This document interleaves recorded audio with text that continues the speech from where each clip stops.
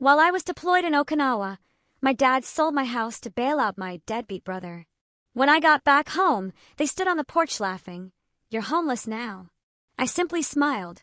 "What's so funny?" They barked. I replied, "The house you sold was actually..." You know that gut-wrenching feeling? The one where your world collapses in a single, brutal sentence. I stepped out of that taxi, fresh off a deployment, still smelling of salt water and desert dust, and my own father looked me dead in the eye and said, "Samantha, you're homeless now." My sea bag was still slung over my shoulder, my boots still gritty from Okinawa. The air, usually a welcome embrace of home, suddenly felt thick with an unspoken, chilling dread. There they stood, my father and my older brother, Brandon, smirking like they'd won some cruel lottery. No hello, no welcome home hug, just that statement, a blow so unexpected it hit harder than any blast wave I'd ever felt downrange. I froze. "What are you talking about?" I managed, my voice barely a whisper. Brandon just snorted into his beer. "We sold your house, sis. Try to keep up." And then they actually laughed. Laughed at me, their daughter, their sister, returning from serving overseas to find everything I'd built, everything I owned, simply gone. My father, bless his oblivious heart, waved a dismissive hand towards the front door. "Your brother needed help. Family sacrifices for family. You weren't here. You didn't need the place." And then he added the part that truly twisted the knife. "You Marines bounce around anyway. What difference does a house make?" I should have screamed, should have cursed them to hell and back, should have crumpled right there on the driveway. But instead, a slow, icy smile spread across my face. A smile that made both of them frown, confusion replacing their smugness. My father snapped, "What's so funny?" And I said, "The house you sold was actually..." But before I could finish that sentence, I need to take you back, way back, to how this whole twisted nightmare began. Because the truth is, this wasn't some accidental oversight. This betrayal was meticulously planned, just not as well as they thought. It was 3 months earlier, halfway through a 6-month rotation in Okinawa. Sure, duty isn't glamorous, but it's predictable, and for a Marine, predictable as gold.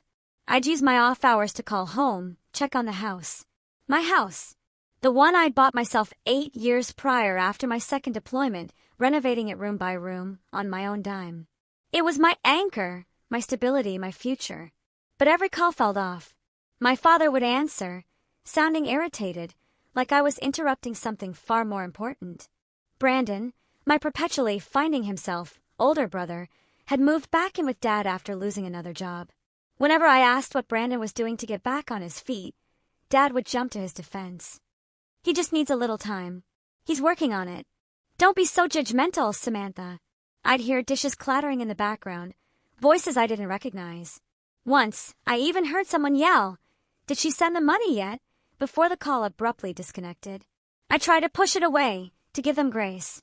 I'd been gone my entire adult life, training, deploying, bouncing from base to base. Maybe I just didn't understand the complexities of life back home. Maybe I just didn't want to. But 2 weeks before my homecoming, a text message hit me like a cold front. "Call us before you come home." No punctuation. No explanation. I stared at it, that familiar cold twist in my gut. The one every Marine knows when something's wrong, something's coming. Duty hours were insane that week. By the time I finally had a chance, my calls went straight to voicemail twice. I told myself it wasn't important. My flight was booked. Leave approved. I'd be home soon enough. And then I was home, standing in my driveway, realizing the people who were supposed to be my family had likely sold the roof over my head to pay off Brandon's gambling debt. I didn't know the full scope then, but I could already see the flicker of guilt in their eyes, masked by a shallow bravado. You can always tell when someone's done something terrible and convinced themselves it was justified. Brandon lifted his beer again, like he was toasting his victory. "Don't look so shocked, sis. You were gone. Dad had power of attorney. Easy process. You'll get over it." My jaw tightened, but that smile on my face, it only grew. "Is that what he told you?" I asked, my voice impossibly soft. My father's eyebrows knitted together. "What's that supposed to mean?" I didn't answer. Not yet. Because what they didn't know What was about to hit them like a freight train in roughly 90 seconds was that the house they'd sold wasn't what they thought it was. Legally, financially, structurally, they had no idea what they'd actually put on the market. But I wasn't ready to drop that bomb just yet. Sometimes, revenge needs a little more time to simmer. I set my sea bag down, brushed some dust off my sleeve, and walked towards the porch like nothing in the world could touch me. My father shifted, annoyed but confused. Brandon scoffed. Look at her, acting all calm. They thought I was calm because I was weak, because I was stunned. They had no idea I was calm because I was already 10 steps ahead. Marines don't come home hoping for the best. We come home prepared for the worst. And this was nothing compared to what I'd survived before. I didn't go inside. I just stood there on the porch, both of them staring at me, waiting for me to cry, or break, or crumble the way they'd probably rehearsed in their heads. But nothing came. No tears, no begging, no collapsing. Just a long, heavy silence that made my father shift uncomfortably and Brandon tap his beer can against the railing, unable to stand his own nerves. That silence was the only power I needed in that moment. Finally, my father cleared his throat. Well, aren't you going to say something? I tilted my head, studying him. The man who used to wake up at 5 every morning to make me breakfast. The man who stood in the front row at my boot camp graduation with tears in his eyes. The man who hugged me so tight before my first deployment I could barely breathe. I wondered when exactly he'd stopped being that man. I wondered when I stopped being his daughter and became his backup bank account instead. When did you sell it? I asked, my voice steady. 3 weeks ago, he said. It was the right thing to do. Your brother needed help. There it was again. Always Brandon's needs. Always his next fix, his next crisis, his next temporary setback. And you didn't think to call me? I asked. He scoffed. You were overseas, busy. You Marines have your heads in the clouds. Always too busy to pick up a phone. That's interesting, I said, a dangerous edge in my voice. Because I called every single week. Brandon rolled his eyes. Oh, here we go. I turned to him. Did you know? Did you actually sit there and watch him sign away my home? He shrugged, lazy and unbothered. Dad said it was fine. I believed him. Why wouldn't I? He's Dad. I almost laughed at how utterly unself-aware a grown man could be. But instead of arguing, I walked down the steps and took a slow lap across the yard, letting the cold Washington air clear my head. The house looked the same from the outside. White siding, trimmed hedges, the flagpole I'd installed after re-enlisting. But it didn't feel the same. Something important had been broken. Something deeper than a deed or a signature. Behind me, my father called out. We put the money to good use. Your brother's debt is handled. He's safe now. Debt. That word sat in my stomach like a stone. Brandon wasn't the type who paid off debt. Brandon was the type who created debt like it was a hobby. And Dad, he enabled him every step of the way. I walked back towards them, step by step, until I was standing at the bottom of the porch stairs. You two want to tell me the whole truth, I said. Or do you want me to find it myself? My father's jaw tightened. Brandon drank the last of his beer and crushed the can in his hand. What truth? He said. You're blowing this way out of proportion. Really? I asked. Because when I left, the house was paid off. No debt, no liens, nothing pending. For you to sell it fast, you'd have needed cash buyers. That screams desperation. Whose desperation, Brandon? Brandon's eyes flickered, just for a second. But I caught it. My brother's, I said softly. So let's hear it. Gambling, drugs, loan shark? Which was it this time? My father exploded. Stop interrogating your brother like he's some criminal. I am interrogating, I said calmly, because my house is gone. You were gone, he shot back. Always gone. Always Marine Corps this, Marine Corps that.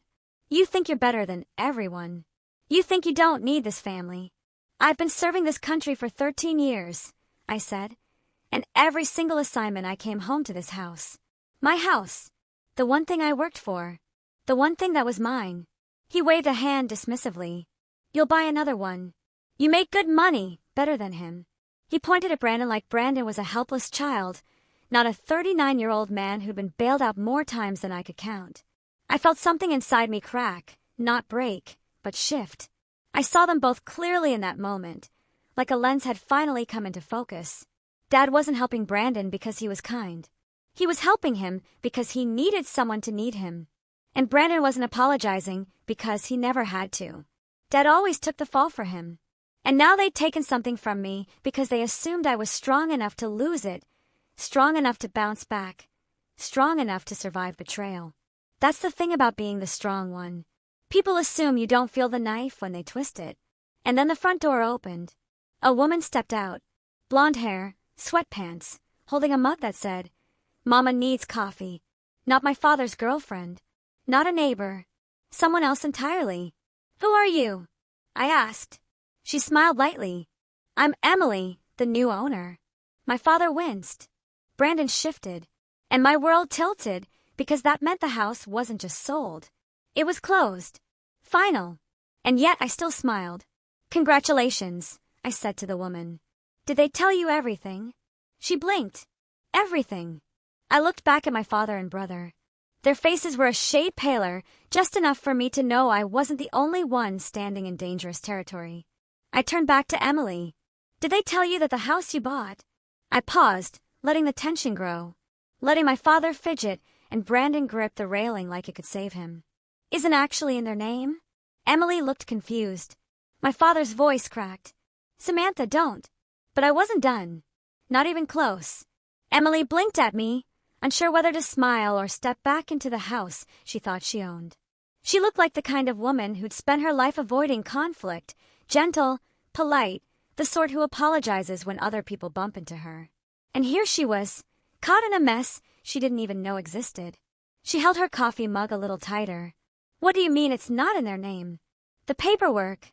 "I'm sure the paperwork looked official," I said, keeping my voice even and calm. But paperwork only tells one side of a story. I looked at my father, then, letting the silence drag, letting him feel the weight of what he'd done. His face flushed red, the kind of red that comes from shame mixed with anger. Brandon quietly muttered something under his breath, but even he had stopped smirking. They both knew I wasn't bluffing. They knew I had something they didn't understand, something they hadn't accounted for when they decided to use my power of attorney like a golden ticket. "I don't understand," Emily whispered. "Your father said—" "My father says a lot of things," I replied. "Let me ask you something. When you bought this house, who handled the sale?" She glanced at my father, then back at me. "A man named Adam. He said he was helping your family with the transfer." I closed my eyes for just a second. Adam. Of course it was Adam. An old acquaintance of my father's. Someone who always had a connection, or a deal. A man who operated in the gray areas of anything involving money or property. The kind of man who showed up at barbecues when my father remarried, always bragging about flipping houses without ever lifting a hammer. The kind who knew how to turn desperation into profit. "Did you sign anything with an attorney present?" I asked. She shook her head. "He said it wasn't necessary. He said the family wanted it quick." The last word cracked a little. Quick. That's how these things happen. Quick sales, quick transfers, quick lies, quick destruction. Behind me, my father stepped forward. "Samantha, enough. You're upsetting her." I turned around slowly. "Upsetting her? You sold her a house you had no right to sell. You stole from me, and you put her in the middle of it." My voice stayed calm, but something sharp moved underneath it. Years in the Marine Corps had taught me that raising your voice was the quickest way to lose power. Silence, restraint, precision, those were far more effective weapons. My father rubbed his forehead. "You weren't here. You didn't need the house. We handled things the best we could." "The best you could?" I echoed. "Or the fastest way to clean up another one of Brandon's disasters." Brandon stiffened. "It wasn't a disaster. It was a misunderstanding. A misunderstanding that cost thousands." I asked. "Or tens of thousands, let me guess.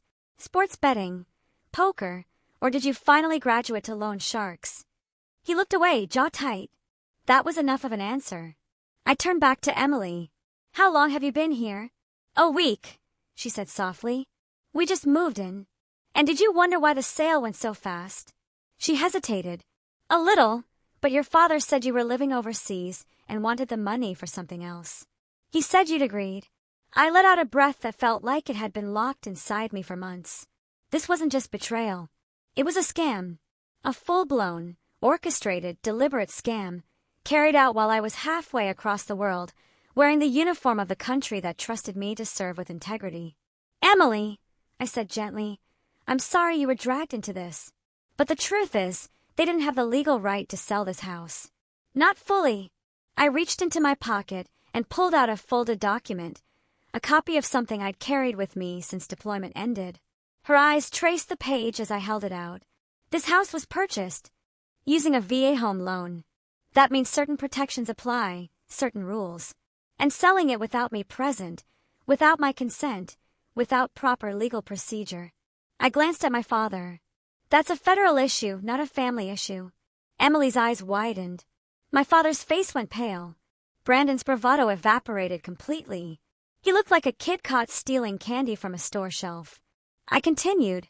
"Power of attorney gives temporary rights to handle bills, repairs, emergencies. It does not give the right to sell federally backed property without filing a series of authorizations, none of which were done."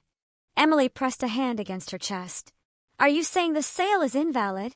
"I'm saying," I replied slowly, "that this isn't what you think it is, and unfortunately, you'll need legal help to sort it out."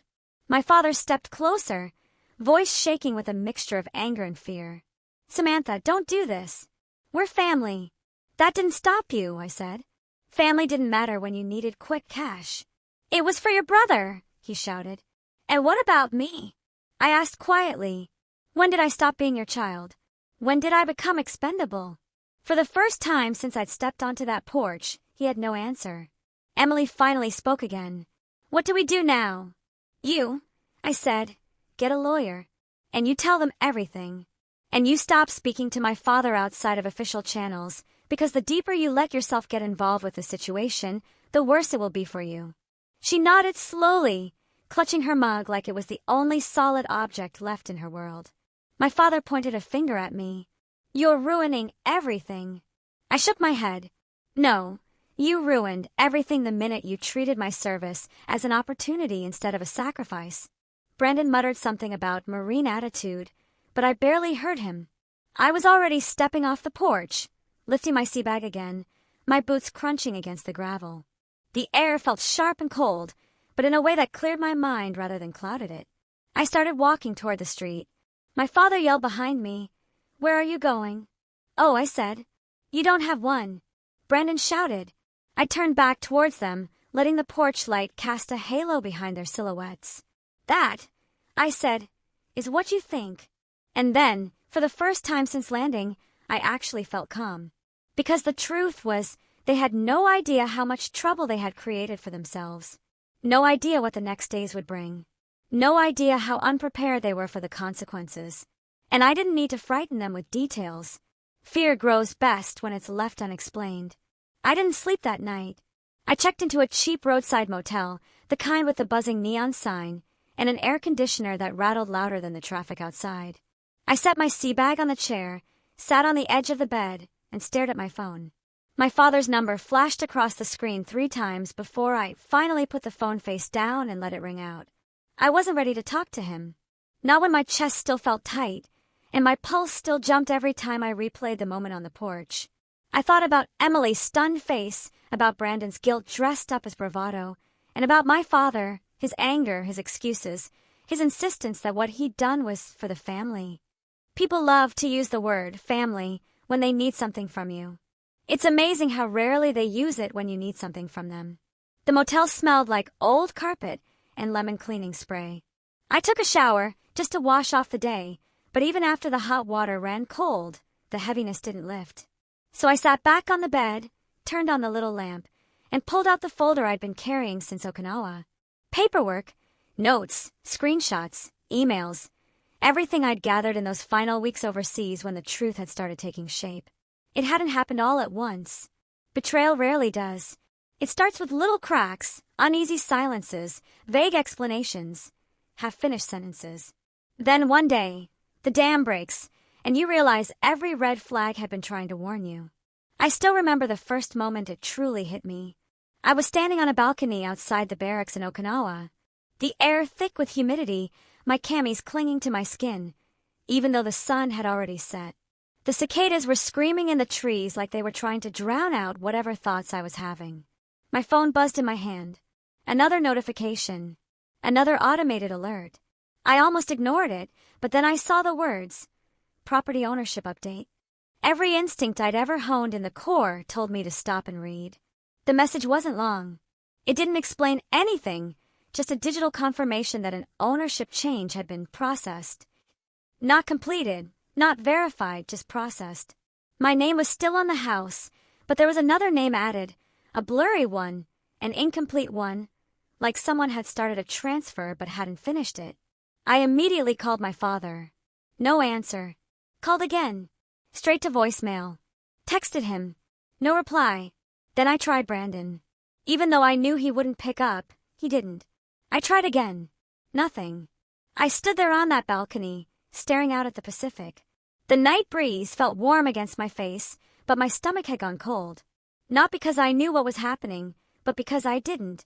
And that uncertainty was worse than any truth could have been. The next day, during my lunch break, I asked one of the JAG officers on base if he had 5 minutes. He gave me 10. I told him what I'd seen. He didn't panic. He just asked one question. Who has your power of attorney? When I said my father's name, something in his expression shifted. Not pity, not judgment, but recognition. He'd seen this before, too many times.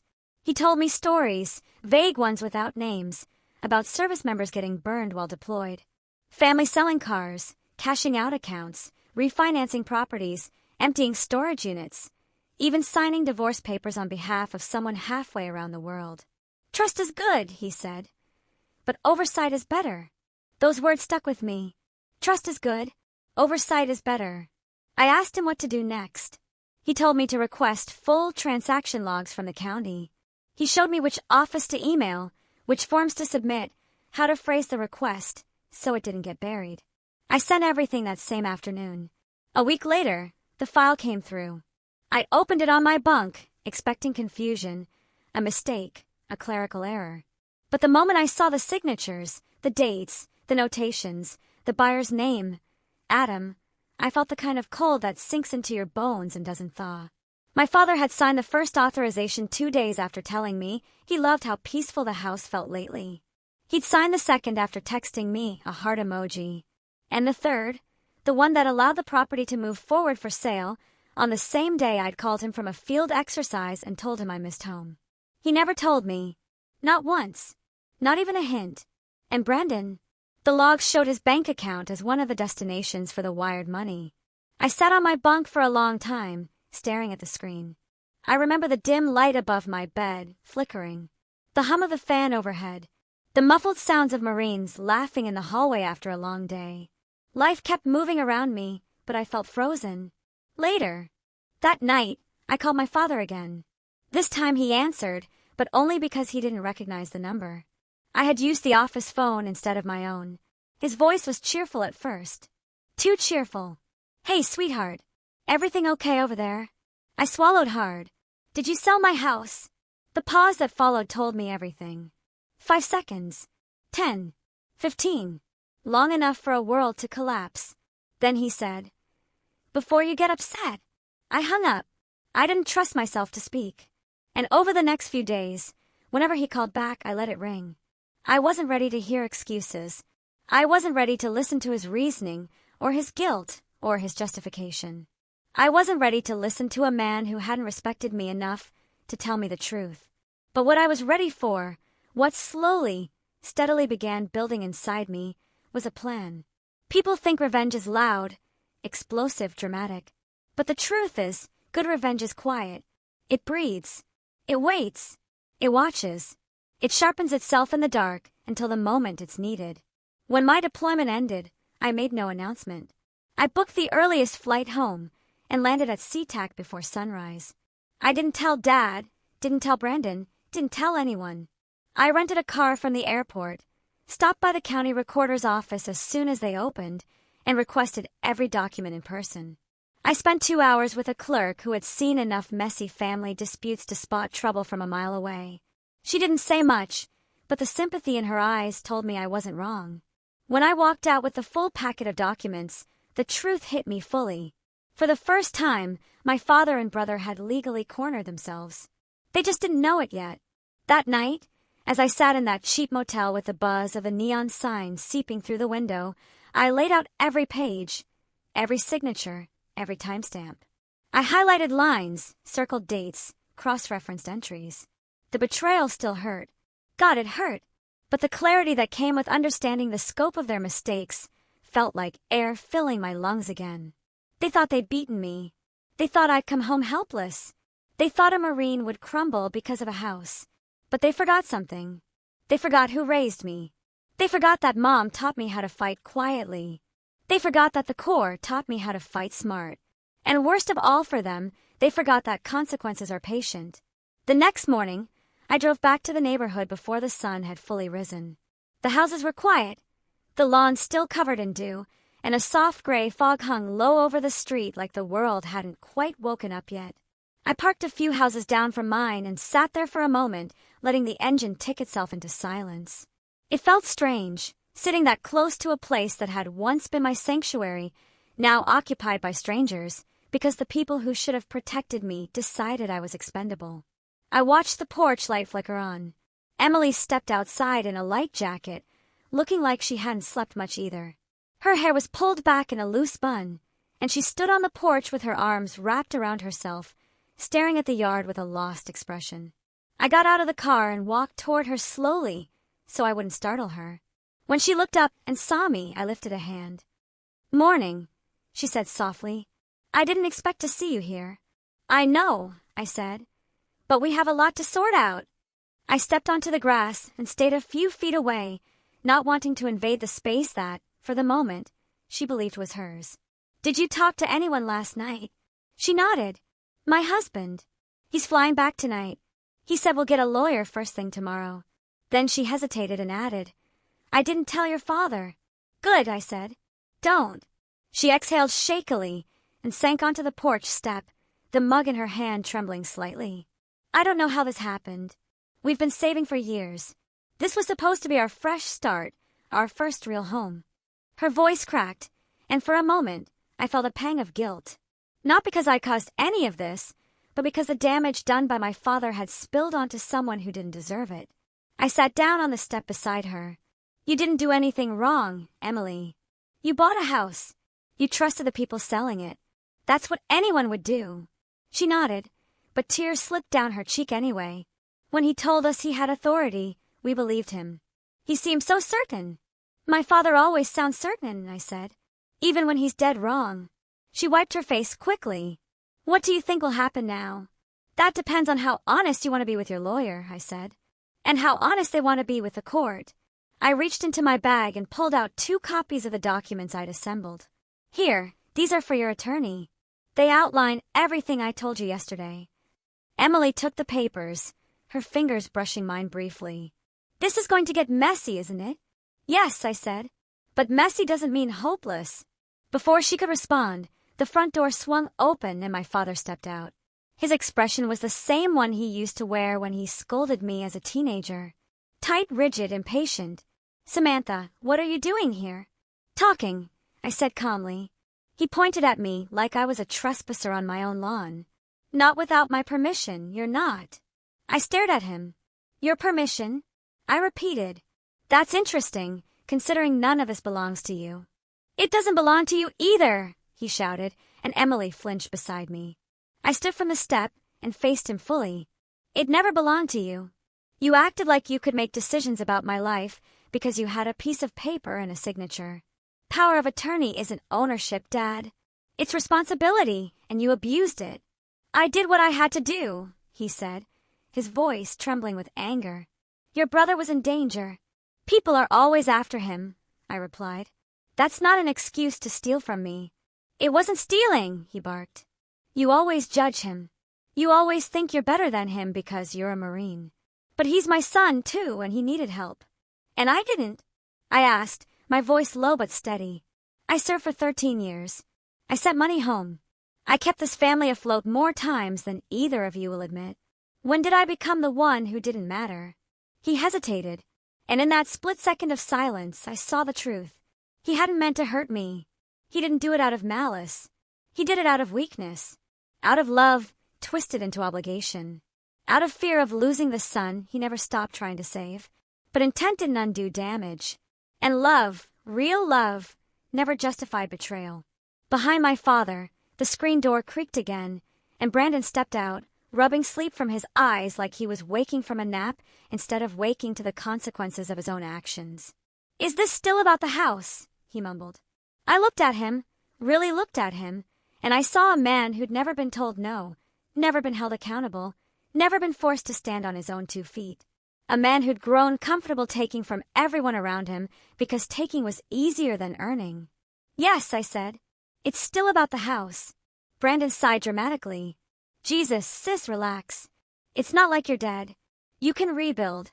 It's not the end of the world." "No," I said. "It's not the end of mine." I took a step closer. "But it might be the end of yours." His face twisted. "Is that a threat?" "No," I said. "It's a prediction." A car slowed down on the street, then stopped in front of the house. The driver rolled down the window. "Everything all right?" I heard yelling.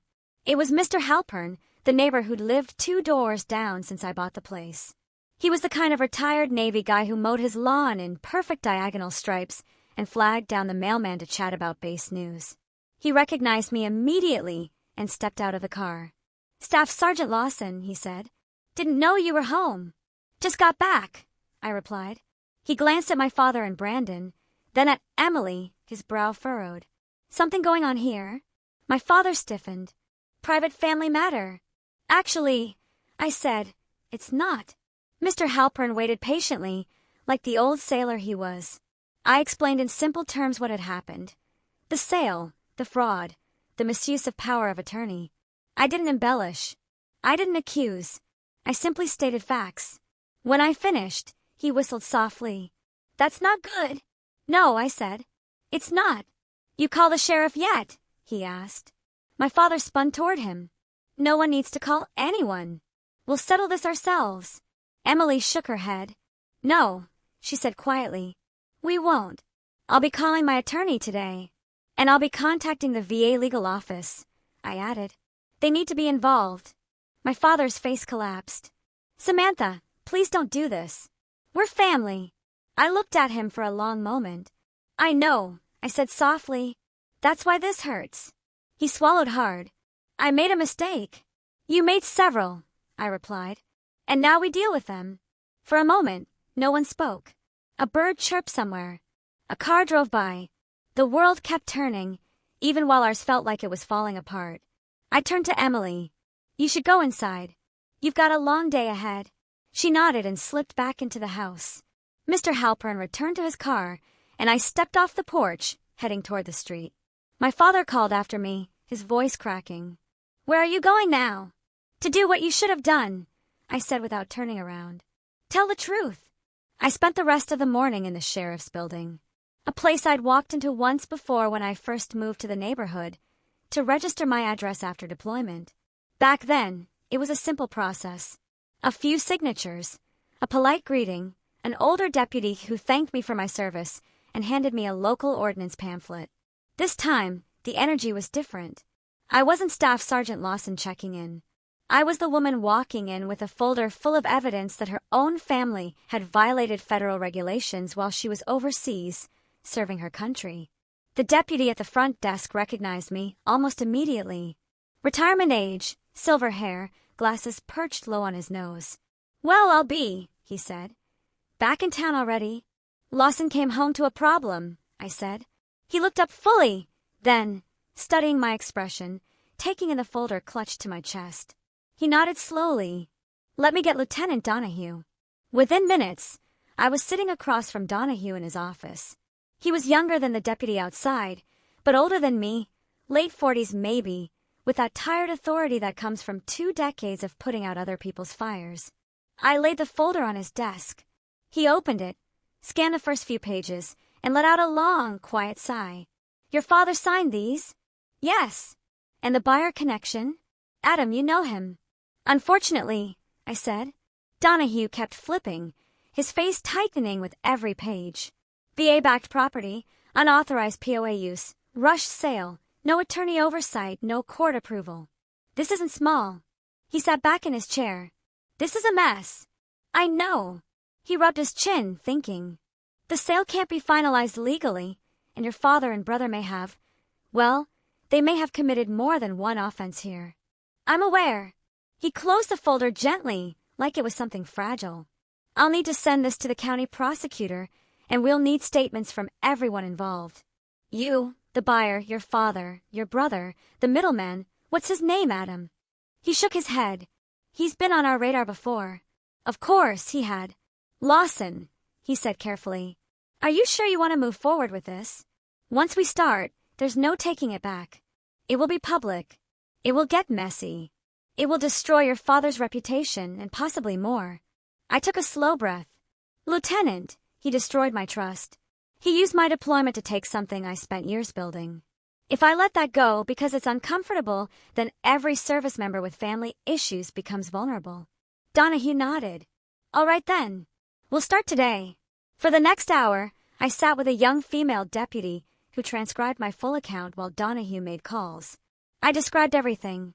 The power of attorney signing, the emails in Okinawa, the unreturned calls, the text from Brandon, the balcony night when I discovered the ownership change, the rushed sale, the porch confrontation, Emily's involvement. The deputy typed rapidly, but never interrupted except to clarify dates and names. When I finished, she looked up and said quietly, I'm sorry. The unexpected sympathy almost cracked me.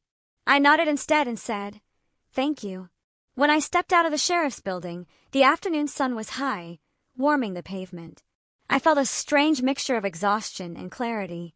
This wasn't revenge anymore. Not in the childish sense. This was accountability, and accountability takes work. Emily called me later that afternoon. Her voice shook as she told me her attorney had confirmed everything.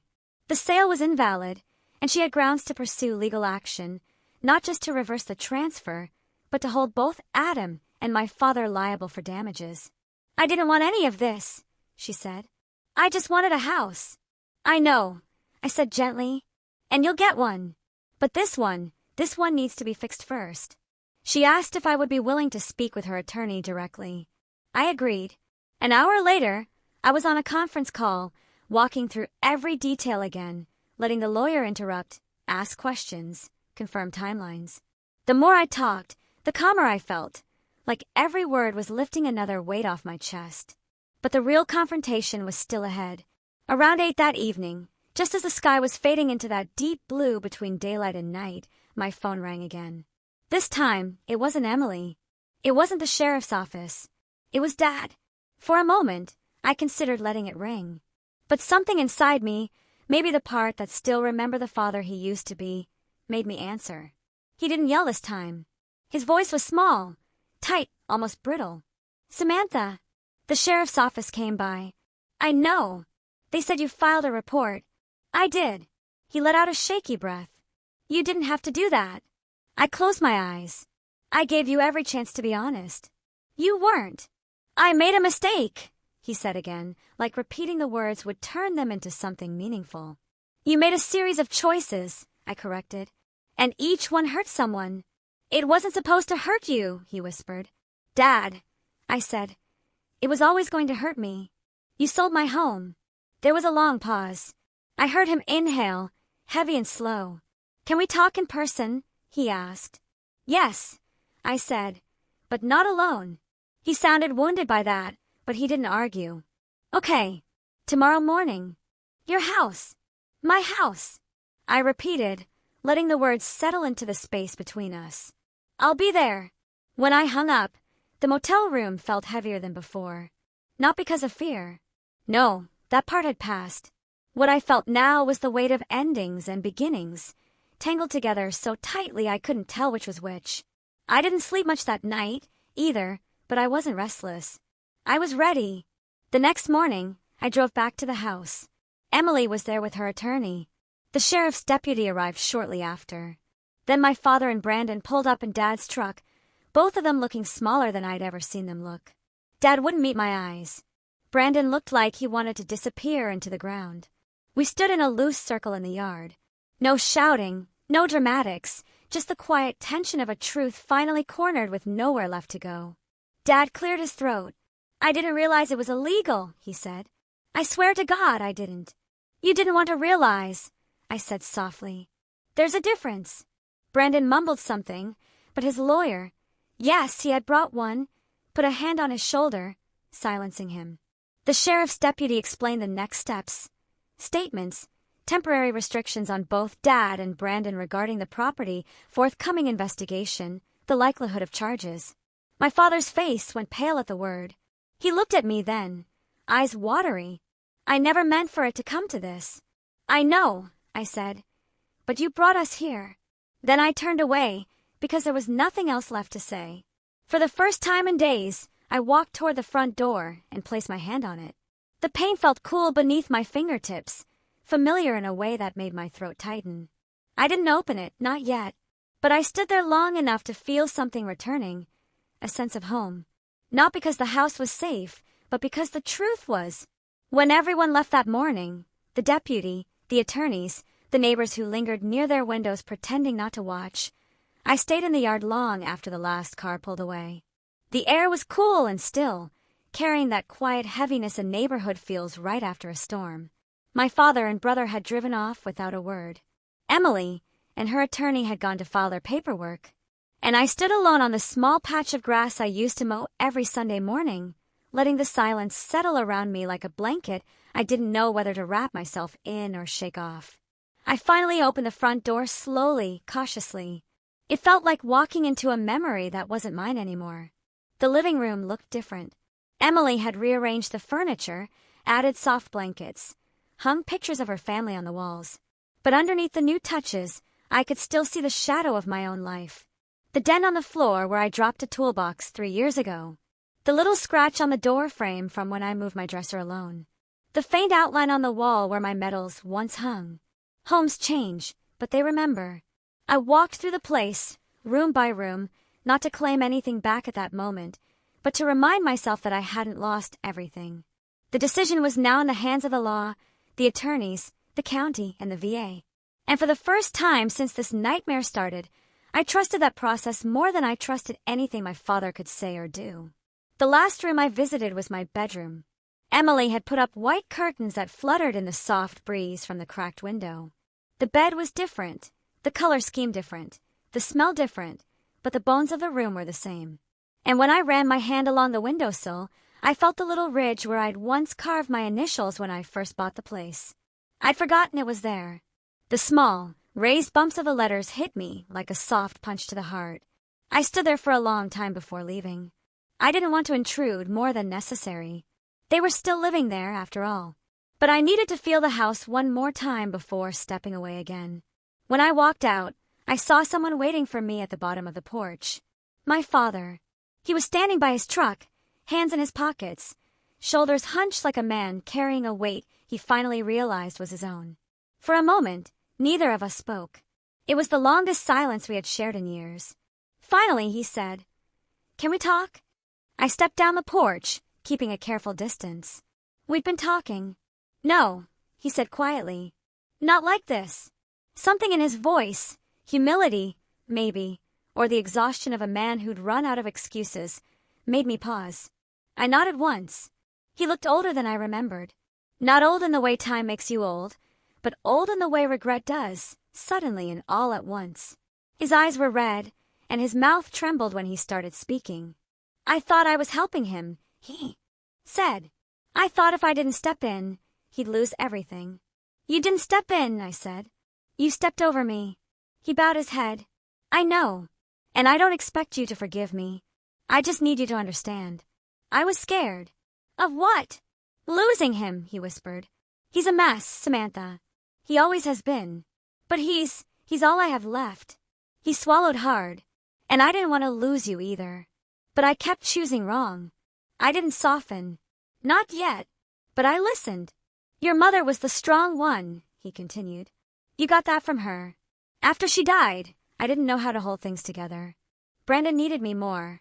Or at least it felt like he did. You were always fine. You were always the one who made it.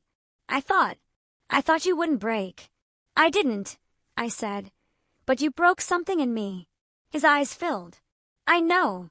And you broke something in yourself, too, I added. You just don't see it yet. He covered his face with one hand like he wanted to hide from the truth. I don't know how to fix this. You can't fix all of it, I said gently. But you can start by being honest and by letting the consequences happen. He let his hand fall. I don't want to go to jail. You may not, I said. But you may have to answer for what you did. He nodded slowly. If that's what it takes to make this right, then I'll do it. And for the first time since I returned, I believed him. He started to turn away, but then he stopped. I'm proud of you, you know, he said softly. I know I never say it the right way or at all. But I am. I didn't respond right away.